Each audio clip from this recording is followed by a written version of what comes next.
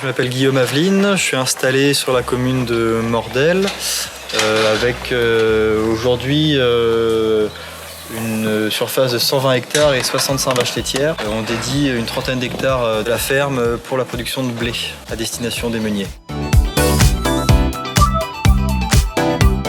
Je pratique le désherbage mécanique sur le blé depuis que je suis installé parce que j'ai vite constaté que ne rien faire, ça permettait quand même pas de gérer le salissement. J'ai des problèmes sur la ferme de moutarde et de ravenelles et sanves, enfin les crucifères. Maintenant, ma stratégie sur le désherbage, c'est de passer 2 coups de RC trille. Les herses tréfleurs là, qu'on a dans le secteur. J'essaie d'avoir un semis autour de début novembre et un passage dès que le blé a 2 ou 3 feuilles vraies, courant décembre, et un autre passage sortie d'hiver dès que ça porte.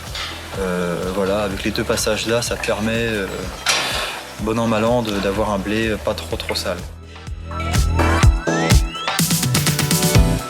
J'utilise du coup la RC trille tréfleur d'une Cuma voisine là, à 10 km d'ici, en 9 mètres. En termes de disponibilité, l'année dernière, je l'ai utilisé le dernier de l'année autour du 15 décembre. Et j'étais à nouveau le premier de l'année suivante à la réutiliser autour du 20 février.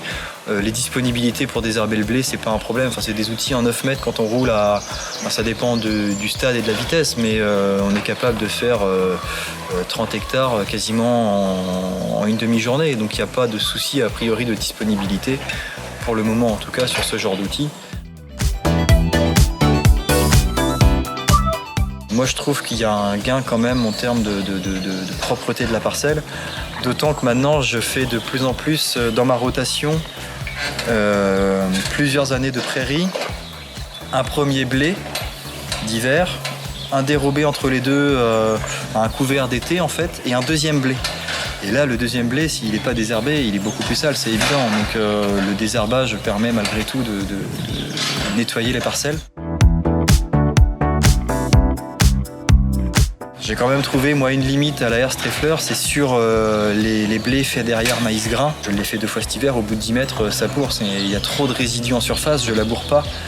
Et là, il faudrait plus passer la houe rotative, en fait, que de la RC trille.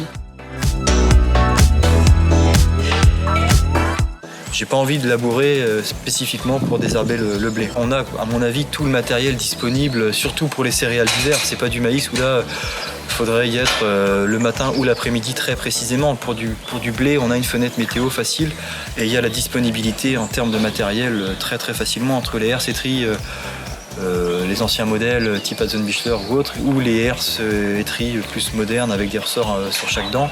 Et les houes rotatives, c'est pareil. En termes de charge de travail, non, puisque c'est justement dans des périodes où il n'y a pas trop de travaux des champs qu'on désherbe les céréales d'hiver. C'est après les semis, c'est avant les travaux de printemps, donc non, on a globalement le temps de le faire. Un conseil, oui, c'est de contacter ceux qui le pratiquent déjà, puisque on est quand même maintenant sur le département ou sur la région de plus en plus nombreux à pratiquer le désherbage de céréales d'hiver. Il y a des techniciens dans les Cuma ou les GAB ou autres compétents pour donner des renseignements. Moi, je conseille de ne pas aller acheter sa RC trille bille en tête et d'aller se lancer dans du boulot. Il faut déjà utiliser le matériel qui est présent et puis demander conseil aux voisins.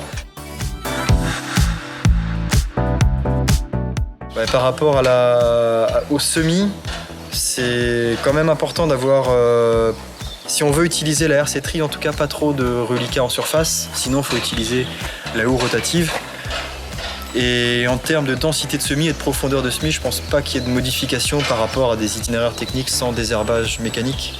La céréale s'implante suffisamment bien et le fait de passer une dent d'RC trille ne la déracine pas en fait. Donc c'est pas la peine de semer plus profond ou plus dense la céréale.